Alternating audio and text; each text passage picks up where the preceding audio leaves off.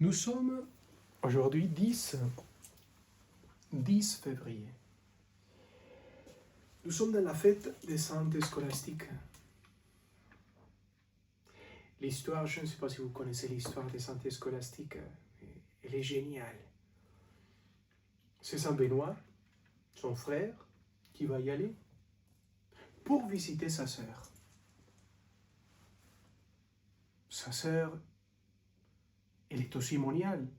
Lui, il est moine. Elle a fait les choix aussi de la vie monastique, c'est-à-dire elle a expérimenté aussi l'appel vers la vie monastique et elle a suivi l'exemple de son frère. Elle est rentrée au monastère et lui, il a accueilli la vie monastique féminine aussi. Donc, lui, il prend le choix d'aller visiter sa sœur.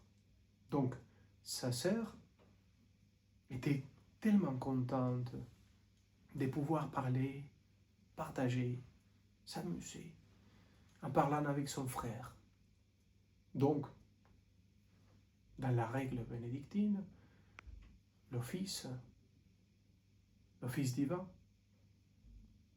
la liturgie des heures qu'on appelle aujourd'hui, c'était très important. Donc, lui, il dit, allez ma fille, c'est fini, il faut que je parte chez moi, dans les monastères, pour faire l'oraison, pour prier la liturgie. Donc, Sainte Scolastique va dire, mais non, Dieu, fais-moi un miracle.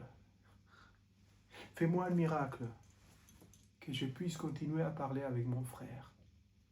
Dieu a bien écouté, exaucé la prière de Sainte Scolastique. Et il a commencé à pleuvoir, mais pleuvoir d'une manière impossible. Donc pour lui, Benoît et ses confrères, c'était impossible de quitter le monastère des sœurs de Monial.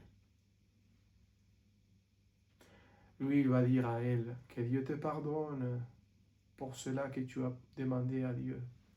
Elle a dit, celle qui a été très aimée a été très exaucée. Et finalement, elle a pu rester en parlant toute la soirée, toute la nuit, avec son cher frère.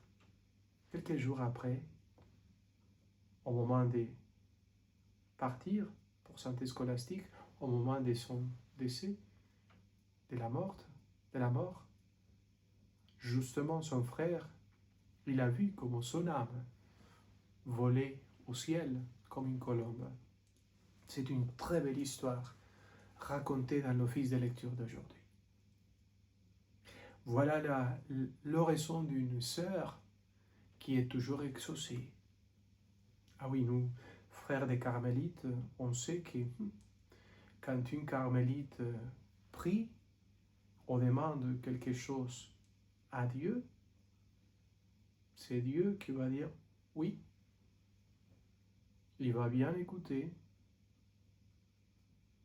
Alors, l'évangile d'aujourd'hui, Matthieu. Matthieu va nous parler les disciples arrivent, ils vont manger. Et en mangeant, les pharisiens, les scribes se sont rendus compte qu'ils ne se lavent pas les mains. Toutes les ablutions, les lois de pureté, ils ne les suivent pas. Dans la tradition juive, c'était indispensable les ablutions, c'est-à-dire toutes les lois de purification, de se laver les mains jusqu'au-là, quand il arrive de la rue ou du marché, il faut faire les ablutions partout, il faut se laver, etc., laver les poils, etc. Tout, il faut être propre, mais d'une manière légale, légaliste. Ils vont dire, pourquoi tes disciples ne font pas la même chose comme il faut, comme la loi de nos pères? Et Jésus va leur dire, écoutez, vous pensez à la loi extérieure, la loi physique, la loi matérielle.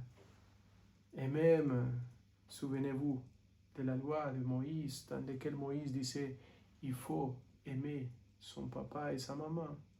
Mais vous, plutôt, vous préférez, si quelqu'un va donner cela qu'il devait y avoir pour son papa et sa maman pour le temple, vous dites très bien, allez-y. Et il interdit même la personne de donner cela qu'il faut pour son papa et sa maman. Donc il va dire écoutez, vous suivez des lois extérieures, mais vous ne pensez pas à la vraie loi de Dieu. Et en fait, ça me fait rappeler, je me rappelle tout de suite des Shema Israël. Écoute Israël. Et ça, c'est l'Ancien Testament. Tu aimeras ton Dieu avec tout ton cœur, ton âme, ton esprit, ta force. Tu vas aimer davantage Dieu. Et ton prochain comme toi-même. Comme toi-même, très souvent, c'est ça le problème. On aime tout le monde ou on n'aime personne. Et surtout, on ne s'aime pas soi-même. Très souvent, on est terrible avec soi. Je suis le pire, je suis le plus moche, je suis le plus gros, je ne sers à rien, je suis idiot. Ah bon? Et toute la journée en train de dire ça? Et surtout, on fait la comparaison avec l'Internet, c'est terrible, parce qu'à Instagram, tout le monde est beau, etc. Donc il faut être comme eux, il faut imiter l'exemple. Quel exemple? Et il faut toujours être les réussis total. Parce qu'à Instagram, les gens sont toujours gays, toujours réussis, la réussite. Donc il y a quelque chose de problématique? Non. Et les gens tombent dans une démarche d'autodestruction. Ça ne sert à rien. Et ce n'est pas vrai. Il faut s'aimer. Il faut s'aimer comme un fils de Dieu, comme un trésor fait par Dieu. Mais en plus, la loi va plus au-delà. Je vous donne un commandement nouveau. Aimez-vous les uns aux autres comme moi je vous ai aimé, comme Jésus vous a aimé. Il a donné tout. Il a tout donné, il s'est donné soi-même. Il a tout donné dans la croix. Donc, faites la même chose pour les autres. Aimez les autres qui ont besoin de vous. Aimez-les jusqu'à la folie de tout donner pour eux, de prier pour eux, de les accompagner. Ça, c'est la loi, la vraie loi de Dieu. Allez-y, continuez à vivre avec le cœur rempli d'amour comme au Saint Scolastique, que la famille soit tellement pleine d'amour comme l'amour qu'avait Saint Scolastique pour son frère. Aimez-vous les uns aux autres. Aimez-vous vous-même. Donnez-vous de l'amour à vous-même. Et aimez ceux qui sont à côté et même loin, qui ont besoin de votre amour. Allez, au nom du Père et du Fils et du Saint-Esprit, soyez contemplative.